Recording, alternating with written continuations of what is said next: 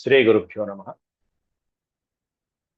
వ్యాస విరచిత శ్రీమద్భాగవతంలో దశమ స్కందంలో నేడు మనం 23వ అధ్యాయం ప్రవచించుకోబోతున్నాం. ఇందులో శ్రీకృష్ణ పరమాత్ముడు బ్రాహ్మణ పత్నులను, ముని పత్నులను అనుగ్రహించడం అనేటువంటిది ముఖ్యమైనటువంటి వృత్తాంతంగా చెప్తున్నారు. గోవర్ధనగిరి పర్వతం ఉద్ధారణ చేయడం, ఇంద్రుడి యొక్క గర్వభంగము మొదలైనటువంటి సన్నివేశాల కంటే ముందు జరిగినటువంటి సన్నివేశం ఇది. ముందుగా దైవస్మరణ చేసుకుని శ్లోకాల యొక్క అర్థాలని అవగాహన చేసుకుందాం. ఓం శుక్లాంబరధరం విష్ణుం శశివర్ణం చతుర్భుజం ప్రసన్నవదనం ధ్యాయేత్ సర్వవిఘ్నోపశాంతయే వ్యాసం వసిష్ఠనప్తారం శక్తేః పౌత్రమకల్మషం పరాశరాత్మజం వందే సుఖతాతం తపోనిధిం వ్యాసాయ విష్ణురూపాయ వ్యాసరూపాయ విష్ణవే నమో వై బ్రహ్మనిధయే వాసిష్ఠాయ నమో నమః. నారాయణం నమస్కృత్య నరం చైవ నరోత్తమం దేవీం సరస్వతీం వ్యాసం తతో జయముదీరయేత్.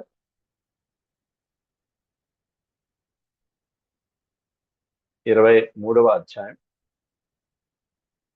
గోపా ఊచుః అని చెప్పి ప్రారంభిస్తున్నారు సుఖయోగేంద్రుల వారు. త్రయోవింశోధ్యాయ.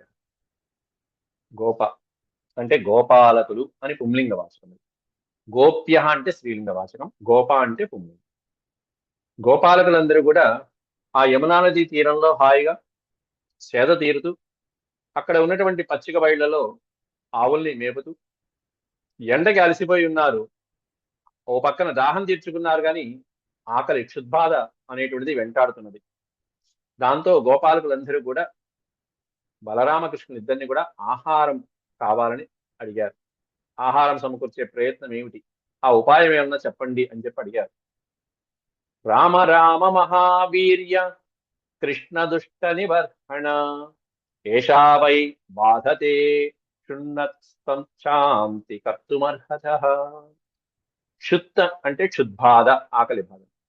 క్షుత్ నహ, నహ అంటే మాకు ఆకలి బాధిస్తున్నదయ్యా, మరేం చేయాలి? తత్శాంతి, శాంతిం కర్తుమర్హత. ఇక్కడ ఈ పదాన్ని విడతీస్తే తత్శాంతిం, తత్శాంతిం విడతీసి కలిపేస్తే శకారము చకారము కలిసిపోయినాయి. విడతీస్తే శాంతిం కర్తుమర్హత అనేటువంటి పదం వస్తుంది. ఏషా వై బాధతే క్షున్నస్తత్శాంతిం కర్తుమర్హత అంటూ ఓ మహావీరుడైనటువంటి శ్రీరామ, మహావీర్య రామ అని బోధించాడు అక్కడ. అలాగే శ్రీకృష్ణ పరమాత్ముడికి వాడినటువంటి సంబోధన దుష్ట నివర్హణ, దుష్టుల్ని శిక్షించేవాడు, శిష్టుల్ని రక్షించేటువంటి వాడు. హే కృష్ణ, ఇదిగో ఈ ఆకలి, ఈ క్షుద్బాధ మమ్మల్ని బాధిస్తుందయ్యా, కాబట్టి ఈ క్షుద్బాధ నుంచి ఉపశమనం కర్తుమర్హత మీరే చేయగలరు. ఈ ఆకలిని శాంతింపజేసేటువంటి ప్రయత్నము, ఆలోచన మీరే చేయగలరు. ఏం చేయమంటారో ఉపాయం చెప్పండి అని చెప్పి గోపాలకులందరూ కూడా బలరామకృష్ణుల్ని అడగడం జరిగింది. శ్రీసుకవువాచ. అప్పుడు శ్రీకృష్ణ పరమాత్ముడు వాళ్ళతో ఏమన్నాడు అనేటువంటిది సుఖయోగేంద్రుల వారు పరీక్షిత్ మహారాజుతో చెప్తున్నారు. ఇతి విజ్ఞాపితో గోపైర్భగవాన్ దేవకీ సుతః భక్తాయా విప్రభార్యాయాః ప్రసీదన్నిదమబ్రవీత్. ఇది విజ్ఞాపితో గోపైః. ఈ విధంగా గోపాలకుల చేత విజ్ఞాపన, అభ్యర్థించబడటంతో భగవాన్ దేవకీసుతః శ్రీకృష్ణ పరమాత్ముడు భక్తాయాః విప్రభార్యాయాః, ఆ స్వామి యొక్క పరమభక్తులైనటువంటి వాడు ఎవరు? బ్రాహ్మణోత్తముల యొక్క భార్యలు. విప్రభార్యాయాః అక్కడ యజ్ఞయాగాలు చేస్తున్నటువంటి ఆ వనంలో పరిసర ప్రాంతాలలో నివసిస్తున్నటువంటి బ్రాహ్మణోత్తముల యొక్క భార్యలు విప్రభార్యాయాః అన్నారు. బ్రాహ్మణోత్తములు కాదు, వారి యొక్క భార్యలు, ఆ మునిపత్నులు.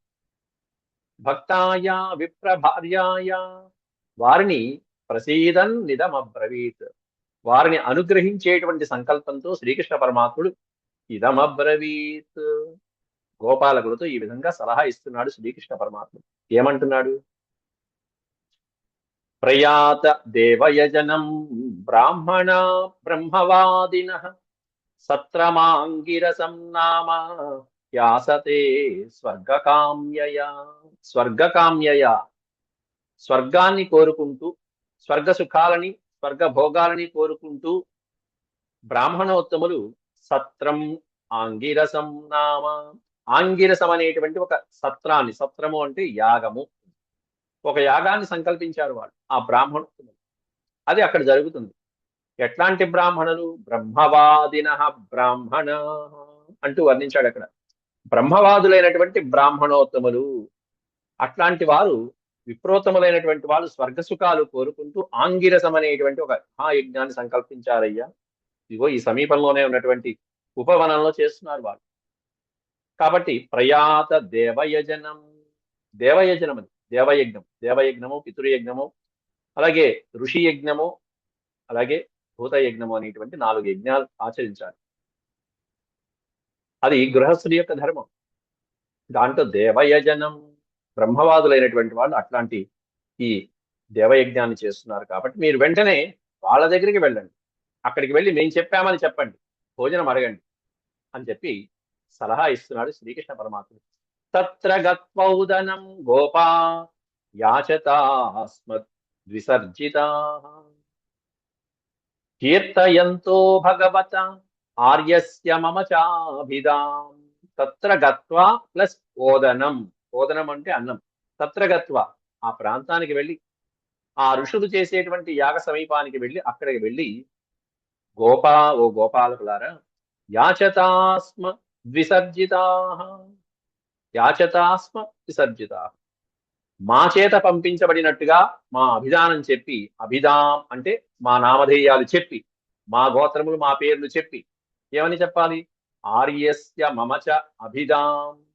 ఆర్యస్య అంటే నా సోదరుడైనటువంటి పూజనీయుడైనటువంటి బలరాముని యొక్క పేరు, మమచ నా పేరు అంటే శ్రీకృష్ణ బలరాములు పంపించారు అని మేము పంపించినట్టుగా, విసర్జిత మా చేత పంపించబడినటువంటి వాళ్ళులాగా ఓ గోపాలకులారా మీరు వెళ్ళి వాళ్ళ దగ్గర యాచతాస్మ, యాచించండి. ఏం యాచించాలి?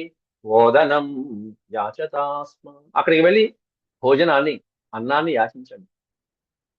కీర్తయంతో భగవత ఆర్యస్య, సోదరుడైనటువంటి అన్నగారిని కీర్తించి, నా పేరు చెప్పి, మేము పంపించినటువంటి విధంగా మీరు వెళ్ళి వాళ్ళకి నమస్కారం చేసి ఈ విధంగా భోజనాన్ని మీరు అర్థించండి అని చెప్పి ఈ గోపాలకులందరినీ కూడా శ్రీకృష్ణ పరమాత్ముడు ప్రేరేపించాడు అక్కడ బ్రాహ్మణుల దగ్గరికి వెళ్ళమని. ఎప్పుడైతే శ్రీకృష్ణ పరమాత్ముడు చెప్పాడో అట్లా వారి యొక్క ఆజ్ఞ తీసుకుని, బలరామకృష్ణుల ఆజ్ఞ తీసుకుని గోపాలకులందరూ అక్కడికి వెళ్ళారు. ఆ ఉపవనంలో యజ్ఞవాటిక తపోభూమిలో చక్కగా బ్రాహ్మణోత్తములు అద్భుతమైనటువంటి యాగాన్ని గావిస్తున్నారు. ఇత్యాదిష్టా భగవత గత్వా యాచంత తే తథా కృతాంజలిపుటా విప్రాన్ దండవత్ పతితా భువి, దండవత్ పతితా భువి.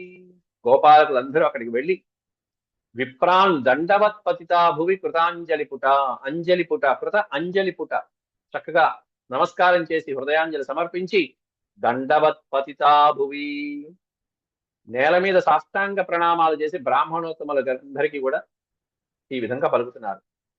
మొట్టమొదటి పాదంలో ఏం చెప్పారు? ఇత్యాదిష్టా భగవత, భగవత్తుడైనటువంటి శ్రీకృష్ణ పరమాత్ముడు ఈ విధంగా ఆదేశించగా, ఆజ్ఞాపించగా, గత్వా యాచంత తే తథా, తే వాళ్ళందరూ కూడా, ఆ గోపాలకులందరూ కూడా గత్వా అక్కడికి వెళ్ళి బ్రాహ్మణోత్తములను యాచించడం కోసం, అర్థించడం కోసం, ఆహారాన్ని అర్థించడం కోసం వెళ్ళారు. వాళ్ళు బాలకులు చక్కగా. కాబట్టి అక్కడ ఉన్నటువంటి ప్రాంతాలలో పూర్వకాలంలో ఏ అతిథి అయినా సరే వస్తే వెంటనే భోజనం పెట్టేవారు. పెట్టడం కూడా కాదు, వారి భోజన సమయంలో అతిథి వచ్చేంత వరకు నిరీక్షించి వచ్చిన తర్వాతే వాళ్ళు భుజించేవారు. ఇక్కడ అలాగే యాగాలు చేసేటప్పుడు కూడా రాజులు, మహారాజులు మొదలైనటువంటి వాళ్ళ యొక్క రాజసూయ యాగము, అశ్వమేధ యాగాలు మనం కొన్ని కావ్యాలలో విన్నాం. నిరంతరం అన్నదానాలు విరివిగా సాగుతూనే ఉంటాయి.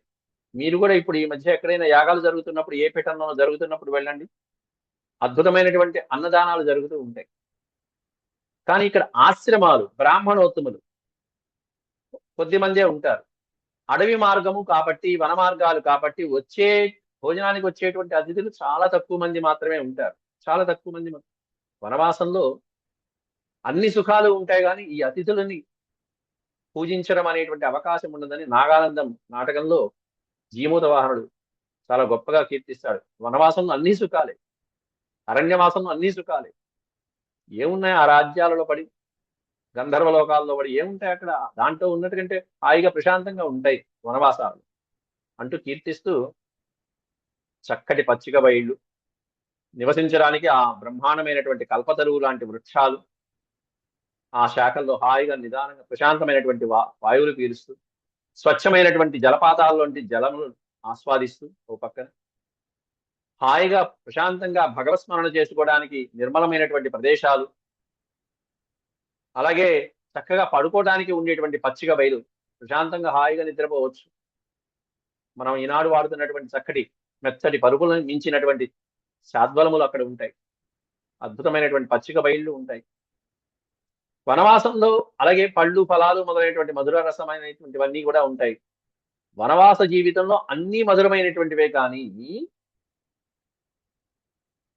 ఏదైనా అవసరమైనప్పుడు అతిథికి అన్నం పెట్టడానికి అతిథి అనేటువంటి వాడు ఆ మార్గాలలో ప్రయాణించలేదు. అరణ్య మార్గాల్లో ఎవరొచ్చి నేను భోజనానికి వచ్చాను, మీ ఇంటికి వచ్చాను, అన్నం పెట్టండి అని ఎవరు అడుగుతారు? కాబట్టి అరణ్యవాసం అనేటువంటిది వరమే కానీ దాంట్లో ఉన్నటువంటి ఇదిగో ఒక డ్రాబ్యాక్, ఇది ఒక డిఫెక్ట్. అతిథులు రారు. ఆ శ్లోకాన్ని బట్టి ఆ నాయకుడికి, జీమూతవాహనుడు అనేటువంటి నాయకుడికి ఏది ఇష్టమయ్యా అంటే దానగుణం అనేటువంటిది బాగా ఇష్టం. వచ్చినటువంటి వాడికి అన్నం పెట్టాలి, కాస్త భోజనాలు పెట్టాలి, వాడికి ఏదైనా ఉన్నది ఉంటే సేవించాలి. పరోపకార గుణం అనేటువంటిది ఆ నాయకుల్లో వర్ణిస్తాడు అక్కడ కవి. అట్లా ఇక్కడ కూడా ఆ వనాలలో మహర్షులు ఆశ్రమాలలో యజ్ఞాలు చేసుకుంటున్నారు. వాళ్ళ యొక్క ఏర్పాట్లు ఏవైతే ఉంటాయో అవి చేస్తున్నారు అక్కడ లోపల ఉండేటువంటి మునిపత్నులు. అట్లాంటి వాళ్ళ దగ్గరికి వెళ్ళి ఈ గోపాలకులు అడుగుతున్నారు, నమస్కారం చేసి అడుగుతున్నారు. ఏం అడుగుతున్నారు? హే భూమి దేవాహ శృణుత. హే భూమి దేవాహ అంటే ఓ భూసురోత్తములారా, ఓ బ్రాహ్మణోత్తములారా, శృణుత వినండి నాయన. హే భూమి దేవాహ శృణుత కృష్ణస్యాదేశకారిణః ప్రాప్తాం జానీత భద్రం వో గోపాన్నో రామచోదితాన్. గోపాన్ నః కృష్ణస్యాదేశకారిణః గోపాః అని చెప్తున్నారు. వాళ్ళకి వాళ్ళు పరిచయం చేసుకుంటున్నారు. ఏమనంటే శ్రీకృష్ణ పరమాత్ముడి యొక్క ఆదేశాలని శిరసావహించేటువంటి గోపాలకులం మేము. కృష్ణస్య ఆదేశకారిణః, శ్రీకృష్ణ పరమాత్ముడి యొక్క ఆదేశాలని తూచా తప్పకుండా పాటించేటువంటి గోపాలకులం మేము. రామచోదితాన్, అట్లాంటి శ్రీకృష్ణ పరమాత్ముడు ఆయన సోదరుడైనటువంటి బలరాముడు చోదితాన్ ప్రేరేపించడం చేత ఇదిగో ఇక్కడికి మీ దగ్గరికి వచ్చాం. ఓ బ్రాహ్మణోత్తములారా వినండి నాయన. వాళ్ళు పంపించగా, ఆ సోదరులు ఇరువురు పంపించగా మేము ఇక్కడికి వచ్చాం. ప్రాప్తాం జానీత భద్రంబో, మీకు భద్రమగుగాక, భద్రం అంటే మంగళమగుగాక అంటూ ముందు శుభవాక్యాలు పలికి, భద్రకరమైనటువంటి వాక్యాలు పలికి, స్వస్తి వాచనాలు పలికినట్టుగా వాళ్ళు పరిచయం చేసుకున్నారు 6వ శ్లోకంలో. కాబట్టి శ్రీకృష్ణ పరమాత్ముడు బలరాముడి చేత పంపించబడగా వచ్చినటువంటి వాళ్ళంగా జానీత, మీరు గుర్తించండి, మమ్మల్ని గ్రహించండి, ఎందుకు వచ్చారట అనేటువంటిది ఇప్పుడు 7వ శ్లోకంలో చెప్తున్నాడు. గోపాలకుడు గాశ్చారయంతావ విదూరవోదనం రామాచ్యుతౌ వో లశతో బుభుక్షితౌ. రామాచ్యుతౌ వో లశతో బుభుక్షితౌ తయోర్ద్విజా ఓదనమర్థినోర్యది శ్రద్ధా చ వో యచ్చత ధర్మవిత్తమా. ఓ ధర్మవిత్తమా, ఓ ధర్మాత్ములారా, ధర్మజ్ఞులారా, ధర్మం తెలిసినటువంటి పండితులారా, గాశ్చారయంతావ విదూర ఓదనం, గోవుల్ని మేపుకుంటూ, గోవుల్ని సంచరింపజేస్తూ ఈ ప్రాంతాలలో మేము ఇక్కడికి వచ్చాం. ఎంతో దూరం, ఎంతో అలసిపోయి ఉన్నాం వేసవి కాలం కాబట్టి. రామాచ్యుతౌ వో లషితో బుభుక్షితౌ, ఆకలిగా ఉన్నటువంటి రామకృష్ణులు ఇద్దరు కూడా మీ దగ్గర ఓదనం కోరుకుంటున్నారు. ఓదనము అంటే సంస్కృతంలో అన్నము, ఆహారము. బుభుక్షితో ఎట్లా ఉన్నారు రామాచ్యుతులు ఇద్దరు కూడా? రామ ప్లస్ అచ్యుత, శ్రీకృష్ణార్జు ఆ రామకృష్ణులు ఇద్దరు కూడా ఎలా ఉన్నారంటే లషతో బుభుక్షితౌ, ఆ ఎండలో తిరిగి తిరిగి అలసిపోయి ఆకలితో ఉన్నటువంటి వారు మీ దగ్గర నుంచి ఓదనం, అన్నం కోరుకుంటున్నారు. కాబట్టి వారిద్దరి కోసం అన్నాన్ని ప్రసాదించండి అని బ్రాహ్మణోత్తములు అడుగుతున్నారు వారు. తయోర్ద్విజా, ఓ ద్విజ, ఓ బ్రాహ్మణోత్తములారా, తయోర్ద్విజా ఓదనమర్థినోర్యది శ్రద్ధాచవో యచ్చత ధర్మవిత్తమాహ, ఓ ధర్మవిత్తములారా, బ్రాహ్మణోత్తములారా అంటే చక్కగా మర్యాదగా గౌరవించి చెప్తున్నారు. ఓదనమర్థిన, మేము అన్నం కోరి వచ్చినటువంటి వారం అని స్పష్టంగా చెప్తున్నారు. ఓ బ్రాహ్మణోత్తములారా, మేము ఆహారాన్ని కోరి వచ్చాము, అన్నం కోరి వచ్చాము మీ దగ్గర నుంచి. శ్రద్ధాచ ఓ యచ్చత, యచ్చత అంటే ఇవ్వండి. ఏమి ఇవ్వాలట? ఓదనం, అన్నాన్ని ప్రసాదించండి. ఎప్పుడు? శ్రద్ధాచ ఓ యచ్చత, శ్రద్ధ అంటే మీకు వారి మీద శ్రద్ధ ఉన్నట్టయితే, ఆ రామకృష్ణ ఇద్దరి మీద మీకు భక్తి భావాలు ఉన్నట్టయితే, శ్రద్ధ ఉన్నట్టయితే వారి ఆకలి తీర్చడం కోసం ఆహారాన్ని ప్రసాదించండి. గాశ్చారయంతావ విదూర ఓదనం రామాచ్యుతౌ ఓ లషతో బుభుక్షితౌ తయోర్ద్విజా ఓదనమర్థినోర్యది శ్రద్ధాచవో యచ్చత ధర్మ విత్తమా అంటూ కోరుకున్నారు. ఆ తర్వాత దీక్షాయా పశు సంస్థాయా, అద్భుతమైనటువంటి యాగాలు చేసేటువంటి వాడు పాపం, పెద్ద పెద్ద యాగాలు ఉన్నాయి.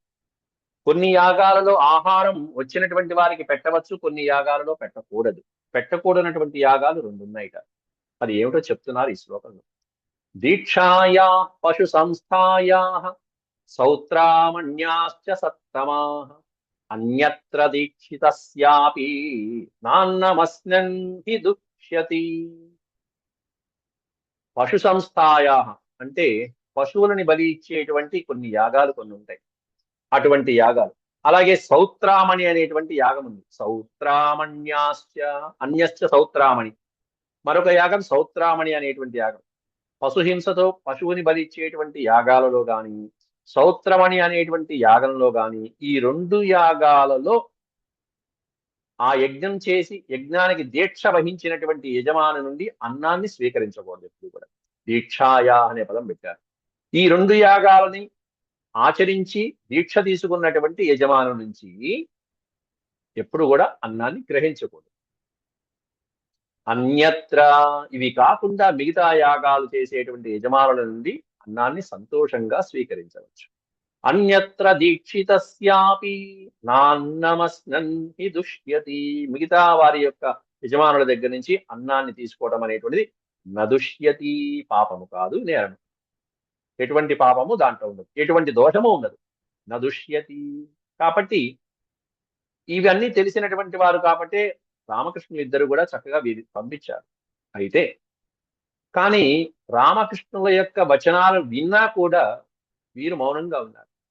ఇతి తే భగవత్యాఖ్యాం శృణ్వతోపి న శుశ్రువుః క్షుద్రాశా భూరి కర్మాణో బాలిశా వృద్ధమానినః అంటూ బ్రాహ్మణోత్తములు ఇక్కడ వ్యాస భగవానుడు ఏం చెప్పాడు అంటే, శ్రీకృష్ణ బలరాముల యొక్క పేరు చెప్పినా కూడా చెలించనటువంటి బ్రాహ్మణోత్తములు ఉన్నారు అక్కడ ఆ యాగశాలలో.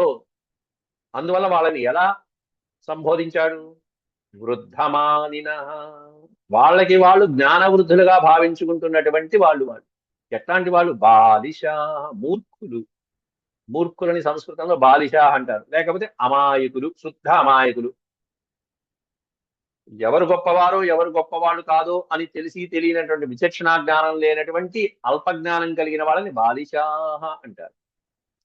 అంతేకాకుండా వృద్ధ మానినాహ, వృద్ధులు అంటే ఇక్కడ పండితులు అని అర్థం. జ్ఞాన వృద్ధులు, తమని తాము పండితులుగా భావించుకుని గొప్పవాళ్ళు అనుకునేటువంటి వాళ్ళు ఎవరైతే ఉంటారో వాళ్ళు జ్ఞాన వృద్ధులు, వృద్ధమానినాహ అంటారు.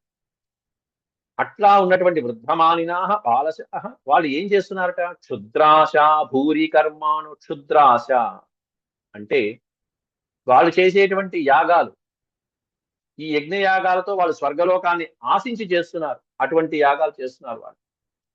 స్వర్గ సుఖాల మొదలైనటువంటి ఫలితాలు ఏవైతే ఉంటాయో, ఎట్లాంటి ఫలితాలు? క్షుద్రాశ, క్షుద్రమైనటువంటి ఫలితాలను ఇచ్చేవి. ఏమిటి ఆ క్షుద్రం? అదేమిటి యాగం చేస్తే క్షుద్రమా అంటే, యాగ ఫలితం కూడా అశాశ్వతమే, శాశ్వతం కాదు. దానివల్ల స్వర్గం పొందుతారు. స్వర్గం పొంది ఎన్నాళ్ళు ఉంటారు? కొన్నాళ్ళకి మళ్ళీ పడిపోవడమే కదా. ఆ స్వర్గ సుఖాలు అనుభవించిన తర్వాత, ఆ కాలం దాటిపోయిన తర్వాత దేవతలే దిగిపోవాల్సిందే. కాబట్టి ఇవన్నీ శాశ్వతమా? పరమాత్మ పాదపద్మాలు శాశ్వతమా అంటే, ఈ యజ్ఞయాగాదులన్నీ కూడా అశాశ్వతమే. అపరావిద్య, పరావిద్య. క్షుద్రాశా భూరి కర్మాణు. వాళ్ళు ఏదో గొప్ప కార్యం చేసేస్తున్నారేమో, దైవ కార్యం చేసేస్తున్నారు అని చెప్పి అనుకుని వాళ్ళు ఈ విధమైనటువంటి క్షుద్రమైనటువంటి అశాశ్వతమైనటువంటి కర్మలలో మునిగిపోయి ఉన్నటువంటి బాలిషలు, మూర్ఖులు వాళ్ళు. వాళ్ళకి వాళ్ళు పండితులుగా భావించుకునేటువంటి వాళ్ళు ఏం చేశారట? భగవంతుడి యొక్క వచనాలు శృణ్వంతోపి, విని కూడా నా శుశ్రువు, విననట్టుగా ఉన్నారు. విన్నా కూడా విననట్టుగా ఉన్నారు. నా శుశ్రువు అంటే పెద్దగా లక్ష్య పెట్టాలా, లెక్క చేయాలి. శ్రీకృష్ణ పరమాత్ముడు అంతటి వాడే వచ్చి ఆకలి వేస్తుంది అన్నం పెట్టాను, కానీ ద్రౌపది ఏం చేసింది అక్కడ? ఆ అక్షయ పాత్రలో ఎక్కడో మెతుకు ఉంటే ఆ మెతుకును కూడా తీసుకుని హాయిగా అక్కడ ఉన్నటువంటి వాళ్ళందరికీ కూడా తృప్తిని కలిగించాడే పరమాత్ముడు. అట్లాంటిది ఆయనే బాల్యంలో ఆకలి వేస్తుందని అడిగి మరీ పంపించినటువంటి గోపాలకులు, బ్రాహ్మణోత్తములు చేసినటువంటి పని ఏంటంటే నిర్లక్ష్యం వహించారు ఇక్కడ బ్రాహ్మణులు. అందువల్ల వ్యాసుడు స్వయంగా వాళ్ళని బాలిష అని తిట్టడమే తిట్టాడు. పైగా ఎట్లాంటి శ్రీకృష్ణ పరమాత్ముడు ఆయన? సమస్తము ఆయనే కదా. దేశ కాల పృథక్ ద్రవ్యం మంత్రతంత్ర త్రిజోగ్నయ దేవతా యజమానశ్చ క్రతుర్ధర్మశ్చ యన్మయ. దేశ కాల పరిస్థితులన్నీ కూడా ఆయనే. సమస్త ప్రదేశాలకి అధిపతి ఆయనే. కాలస్వరూపుడు ఆయనే. పృథక్ ద్రవ్యం, ద్రవ్యము ఆయనే. యజ్ఞ పదార్థాలు ఆయనే. సమస్తమైనటువంటి ద్రవ్యాలు ఆయనే. మంత్రం ఆయనే, తంత్రం ఆయనే, ఋత్విక్ ఆయనే, అగ్నులు ఆయనే, సమస్తమైనటువంటి అగ్నులు ఆయనే, బ్రాహ్మణులు ఆయనే. దేవతా యజమానశ్చ, దేవతా స్వరూపం ఆయనే, యజమాని ఆయనే. క్రతుర్ధర్మశ్చ యన్మయ, సమస్తము ఆయనే. క్రతువులు, యజ్ఞాలు, ధర్మము మొదలైనటువంటివన్నీ కూడా ఆయన స్వరూపాలే కదా. అట్లాంటి ఆ మహాత్ముడి యొక్క స్వరూపాలే అయినప్పటికీ కూడా అది గ్రహించలేక ఈ బ్రాహ్మణోత్తములు నిరాకరించారు, అనాదరించారు ఆ గోపాలకుల్ని. తం బ్రహ్మా పరమం సాక్షాత్ భగవంతమధోక్షజం మనుష్య దృష్ట్యా దుష్ప్రజ్ఞ మర్త్యాత్మానో నమేనిరే. మనుష్య దృష్ట్యా దుష్ప్రజ్ఞ, వారి యొక్క దుష్ప్రజ్ఞతో, ఎందుకు పనికి మారినటువంటి ఆ అధర్మమైనటువంటి ప్రజ్ఞ, తెలివితేటలతో తం బ్రహ్మ పరమం సాక్షాత్ భగవంతమధోక్షజం, సాక్షాత్ బ్రహ్మ పరమాత్మే దిగి వచ్చినటువంటి ఆ స్వరూపం అధోక్షజుడు శ్రీకృష్ణ పరమాత్ముడిని పరబ్రహ్మగా గుర్తించలేక కేవలం మర్త్యాత్మానో నమేనిరే, కేవలం మర్త్య ఆత్మాన, ఏముంది సాధారణమైనటువంటి బాలుడే కదా, మానవ అవతారంలో వచ్చిన వాడే కదా, ఏం అగ్నిదేవుడు కాదు, ఇంద్రుడు కాదు కదా అనేటువంటి భావనలో ఉన్నారు. అంటే వాళ్ళు కొలిచేటువంటి దేవతలే గొప్పవాళ్ళు, ఈయన సాధారణమైన బాలుడే కదా, ఏదో నాలుగు దివ్యమైనటువంటి లీలలు చూపించాడు అని చెప్పి అనుకుని బ్రహ్మదేవుడే మాయలో పడితే ఇక సాధారణమైనటువంటి బ్రాహ్మణులకి చెప్పేదేముంది. కాబట్టి కేవలం మర్త్య ఆత్మాన, అందువల్ల వీళ్ళు నమేనిదే, ఈ గోపాలకులు అడిగినటువంటి విషయంలో శ్రద్ధ చూపించలేదు. వాళ్ళ పనిలో వాళ్ళు నిమగ్నమైపోయారు. దాంతో వాళ్ళు గోపాలకులు అడిగినటువంటి ఆ ప్రశ్నకి సమాధానం విన్నా కూడా ఇవ్వలేదు. ఏం చెప్పల, బదులు చెప్పల. పెడతామని చెప్పలా, పెట్టమని చెప్పలా. నతే యదోమితి ప్రోచుర్ననేతి చ పరం తపః. నతే యదోమితి ప్రోచు, ప్రోచు అంటే పలుకుట. నేతి, పెడతామని చెప్పలా, పెట్టమని చెప్పలా. ఇస్తాం, భోజనం పదార్థాలు, వాళ్ళకి కావలసినటువంటి ఆహార పదార్థాలు సమకూరుస్తామని చెప్పలా, లేదని చెప్పలా. నతే యదోమితి ప్రోచుర్న నేతి చ పరంతప. దాంతో గోపా నిరాశా ప్రత్యేత్య తథోచు కృష్ణరామయో. దాంతో గోపాలకులు నిరాశ చెంది, నిరాశ గోపాహ, ఇంత దూరం కష్టపడి వచ్చాము, ఎండలో అలసిపోయి వచ్చాము, అప్పటికే ఆకలితో అలసిపోయినటువంటి వాళ్ళు ఎంతో దూరం శ్రమపడి నడుచుకుంటూ వచ్చి ఆశ్రమాల దగ్గరికి వచ్చి అన్నం పెట్టిండ్రు నాయన అని చెప్పి వాళ్ళని అడిగితే వాళ్ళు ఏమీ మాట్లాడకుండా కూర్చున్నారు. మళ్ళీ తిరిగి పుసూర్మంటూ వెనక్కి వెళ్ళారు. ప్రత్యేచ్య అంటే ప్రతి ప్లస్ ఏచ్య, మళ్ళీ తిరిగి వెనక్కి వెళ్ళి తథోచు కృష్ణరామయో, కృష్ణరాములు బలరామకృష్ణులు ఇద్దరికి తథా ఊచు, ఉన్నది ఉన్నట్టుగా జరిగింది చెప్పేశారు. అయ్యా వాళ్ళు ఈ విధంగా మేము మీ పేర్లు చెప్పి అభ్యర్థించినా కూడా వాళ్ళు ఏమి మాట్లాడలేదు. ఆ మాట వినంగానే గోపాలకుడి చూతుమని పాపం గోపాలకులు ఇబ్బంది పడ్డారు. అయితే ఓ చిన్న తప్పు జరిగింది అక్కడ. ఎవరిని వేడుకోవాలి ఎవరిని వేడుకోకూడదు అనేటువంటి సంస్కారం అనేటువంటి మనం ఆలోచించుకోవాలి. తండ్రిని ఒకటి అడగాలి, తల్లిని ఒకటి అడగాలి. వాళ్ళు అడిగింది ఎవరిని? బ్రాహ్మణోత్తములు అడిగారు. తదుపాకర్ణ్య భగవాన్ ప్రహస్య జగదీశ్వర, దాంతో జగదీశ్వరుడైనటువంటి ఆ శ్రీకృష్ణ పరమాత్ముడు ప్రహస్య, ఓ చిరునవ్వు నవ్వి, మీరు వాళ్ళని అడిగారా, సరే. వ్యాజహార పునర్గోపాన్ దర్శయన్ లౌకికీం గతిం, ఇది సాధారణంగా లోకంలో ఉండేటువంటి గతే, సామాన్య గతే, లోకంలో అందరూ చేసేదే, వాళ్ళు చేశారు. అందరూ చేసేదే బ్రాహ్మణోత్తములైనటువంటి వాళ్ళు చేస్తే ఇక తేడా ఏముంది? ఇంకొంచెం విశేషంగా ఉండాలి వాళ్ళు అనేటువంటిది లౌకికీం గతి, ఇది సాధారణంగా లోకమర్యాద ఇట్లాగే ఉంది అని చెప్పి ప్రహస్య జగదీశ్వర, ఆ మాటలు విన్నటువంటి గోపాలకుల యొక్క వచనాలు విన్నటువంటి భగవత్ స్వరూపుడైన శ్రీకృష్ణ పరమాత్ముడు పునర్గోపాన్ వ్యాజహార, మళ్ళీ ఆ గోపాలకులతో ఈ విధంగా అంటున్నాడు, ఓ పని చేయండి అయ్యా, మీరు ఈసారి వాళ్ళ దగ్గరికి వెళ్ళండి, వారి పత్నుల దగ్గరికి వెళ్ళండి, వారి భార్యల దగ్గరికి వెళ్ళండి. మాం జ్ఞాపయత పత్నీభ్యః ససంకర్షణమాగతం దాస్యంతి కామమన్నం వహ స్నిగ్ధా మయ్యుషితా ధియా. మాం జ్ఞాపయత పత్నీభ్యః, నన్ను గుర్తు చేసుకుంటూ నా పేరు చెప్తూ సంకర్షణమాగతం, ససంకర్షణమాగతం, స అనే పదానికి అర్థం తో అని అర్థం.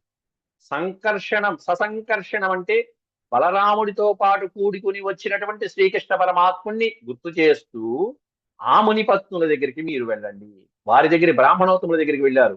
ఎందుకంటే మీకు కావాల్సింది ఏమిటి? అన్నం. అన్నం కావాలంటే ఎవరి దగ్గరికి వెళ్ళాలి? అమ్మ దగ్గరికి వెళ్ళాలి. మీరు వెళ్ళింది అయ్య దగ్గరికి వెళ్ళారు. కాశీ విశ్వనాథుడు అంతటి వాటి ఎవరి దగ్గరికి వెళ్తాడు?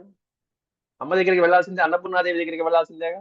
నిత్యానందకరీ వరాభయకరీ సౌందర్య రత్నాకరీ నిర్ధూతాఖిల ఘోర పావనకరీ ప్రత్యక్ష మాహేశ్వరీ ప్రాళేయాచల వంశ పావనకరీ కాశీపురాధీశ్వరీ భిక్షాం దేహి కృపావలంబనకరీ మాతా అన్నపూర్ణేశ్వరి అంటూ కీర్తించారే. కాబట్టి అన్నం కావాలి అంటే అయ్యల దగ్గరికి వెళ్తే ఎట్లా? అమ్మల దగ్గరికి వెళ్ళాలి. మిగతా విషయాలు కావాలంటే, ద్రవ్యం కావాలంటేనో లేదా యజ్ఞ సామగ్రి కావాలంటేనో అప్పుడు యజమాని దగ్గరికి వెళ్ళాలి. వీళ్ళు పాపం తెలియక అక్కడికి వెళ్ళారు. అయితే ఆ ఋషి పత్నులు ఎట్లాంటి వారు అనేది విశేషంగా చెప్తున్నారు ఇక్కడ. దాస్యంతి కామమన్నం వహ, మీకు కోరుకుంటున్నటువంటి అన్నమని వహ దాస్యంతి, మీకు వాళ్ళిస్తారు. ఎవరు? పత్నీభ్య, ఆ పత్నుల దగ్గర నుంచి మీరు పొందుతారు. ఎందుకంటే వాళ్ళ మనసులు ఎట్లాంటివి?